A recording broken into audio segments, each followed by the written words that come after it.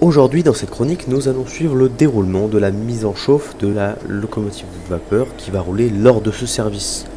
Elle roulait initialement sur la ligne de la Fourca, mais cette BFD HG 3.4 est maintenant au Blonay-Chambly. C'est maintenant avec Antoine que nous allons démarrer cette vieille dame. Bon, dedans, j'ai préalablement mis des chiffons qui sont imbibés de pétrole.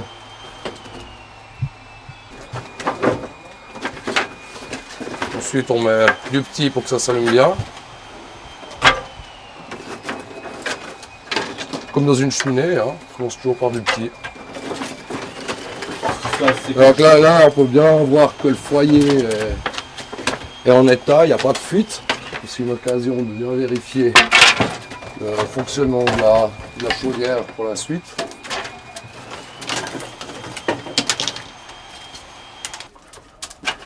Voilà.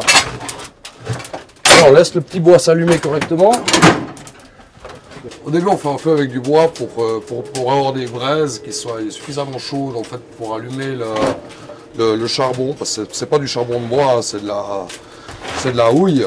On met de l'anthracite. Ça s'enflamme seulement s'il y a une chaleur à la base qui est assez importante.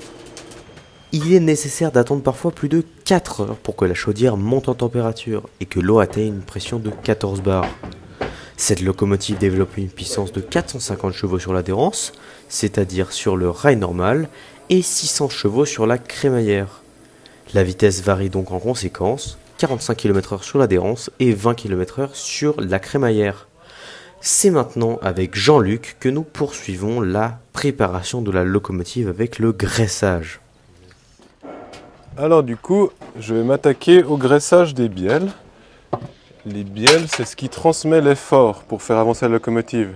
Donc on imagine qu'on produit notre vapeur dans la chaudière, que cette vapeur va dans les cylindres, et par le mouvement du piston, on va entraîner les grosses bielles qui sont surtout là en bas. Et c'est ça qui va permettre le mouvement de la locomotive pour faire tourner les roues. Alors du coup, pendant la préparation de la locomotive, chacun a ses tâches. Donc on a vu le chauffeur, lui, s'occupe du feu, d'allumer la locomotive. Et moi, en tant que mécanicien, je m'occupe de mettre de l'huile dans tous les points où il y a du glissement, où il y a de la rotation. Donc on a différents points, comme ici, qui va travailler sur l'axe là. On a aussi les bielles là en bas.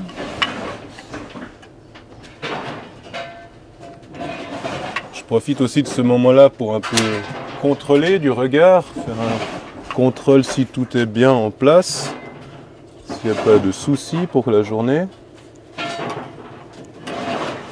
Sur chaque locomotive, il y a plein de points, donc on les connaît, on va dire, à peu près par cœur. Enfin, on est forcé de les connaître par cœur. Du coup, c'est important de mettre de l'huile partout, parce qu'après, on va imaginer, quand la locomotive va rouler, du coup, tout ceci sera en mouvement. Et du coup, comme tout mouvement, ça crée de l'échauffement et on met de l'huile pour lubrifier. Maintenant, on a inventé les roulements à billes, tandis qu'avant, il y a plus de 100 ans, ça n'existait pas, les roulements à billes. Donc du coup, c'est tous des petits points comme ça pour mettre de l'huile. Il y a des endroits où on en remettra aussi au fur et à mesure de la journée, tandis que d'autres, ça va tenir pendant la journée. Bienvenue dans cette deuxième partie de la séquence exploitation. Nous allons maintenant découvrir comment fonctionne une locomotive à vapeur. Comment la vapeur est-elle transportée dans cette belle machine? On voit ça avec Thibaut. Alors, est-ce que tu peux te présenter, s'il te plaît? Alors bonjour, je m'appelle Thibaut, j'ai 26 ans, je suis responsable adjoint des locomotives à vapeur au Blonay-Chambly, donc tout ce qui est de la partie maintenance et exploitation des machines à vapeur. Ici, nous nous trouvons face à la 99193, qui est la machine à vapeur la plus récente de notre collection. Elle date de 1927, elle provient d'Allemagne, elle a roulé sur une ligne en forêt noire. Et cette locomotive date de 1927. Alors, est-ce que maintenant tu peux nous expliquer quel est le parcours de la vapeur dans la locomotive? Alors, tout d'abord, la vapeur, il faut d'abord la produire. Donc ici, au niveau de la cabine, derrière ces tôles, on a la chaudière et à l'intérieur de la chaudière, il y a ce qu'on appelle le foyer. C'est ici qu'on va avoir tous les phénomènes de combustion. Donc c'est là qu'on va brûler le charbon qui va permettre de fournir l'énergie.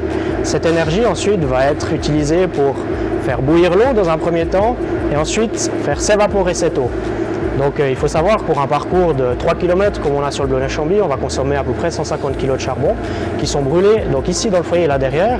Ensuite, toute cette partie derrière que vous voyez là, la chaudière, il y a à peu près 4000 litres d'eau qui vont s'évaporer progressivement et qui vont se collecter dans le dôme de vapeur qu'on voit ici. Donc derrière cette grande enveloppe, cette grande cloche, c'est le point le plus haut de la chaudière. Donc c'est ici que toute la vapeur s'accumule. Donc dans la chaudière, au niveau le plus haut, dans le dôme, nous avons le régulateur. Le régulateur, c'est une grosse vanne qui va permettre d'ouvrir la vapeur pour l'amener ensuite au niveau du surchauffeur. Donc un surchauffeur, c'est un échangeur de chaleur qui va permettre d'amener la température de la vapeur de 200 degrés, où elle est à peu près dans la chaudière, aux environs de 350 degrés. Donc cette vapeur surchauffée va arriver à l'extrémité de la chaudière, dans le collecteur de surchauffe qu'on ne voit pas ici. Du collecteur de surchauffe, elle va descendre ici par ces tuyaux qui s'appellent les descentes de vapeur. Et ensuite, ces descentes de vapeur amènent la vapeur ici au tiroir de distribution. Donc ici, nous avons des tiroirs de distribution cylindriques qui sont les modèles les plus évolués que nous avons au Blonay-Chambly. Et au moyen de ces tiroirs cylindriques, nous allons pouvoir amener la vapeur, que ce soit en marche avant ou en marche arrière, pour sélectionner le sens de marche. Et grâce à la distribution, donc tout l'embiellage que vous voyez ici, nous pourrons ajuster la période d'admission qui va régler la vitesse de la machine à vapeur. Donc une fois que la vapeur a passé dans ces tiroirs, elle va descendre en dessous dans les cylindres. Et c'est cette vapeur qui va mouvoir les pistons en avant et en arrière pour faire bouger tout l'embiellage. Donc ici, on a la bielle motrice que vous voyez là, qui va arriver sur le 4e essieu. Et cette bielle motrice va transférer tout l'effort moteur aux 5 roues accouplées que nous avons là. Donc ça, c'est une locomotive à 5 essieux couplés.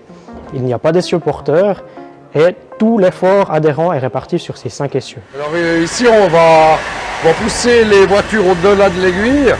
On va les dételer. Et ensuite, elles vont redescendre par leurs propres moyens pour se mettre sur la quai. Et nous, on va aller se mettre devant. Vu que la composition est trop longue, on est obligé de pratiquer de la sorte.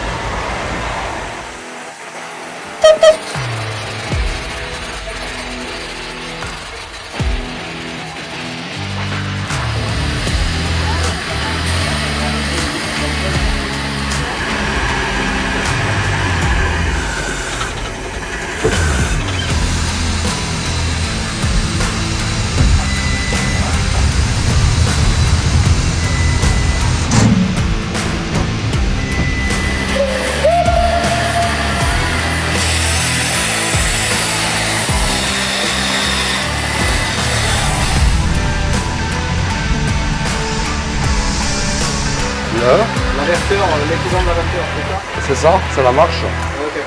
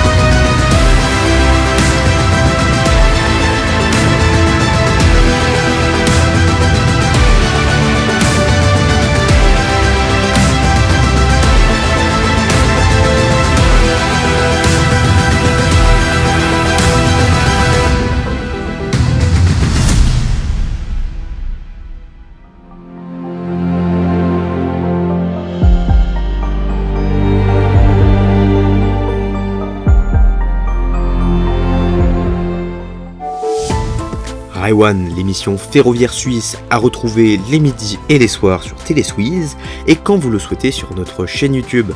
Abonnez-vous!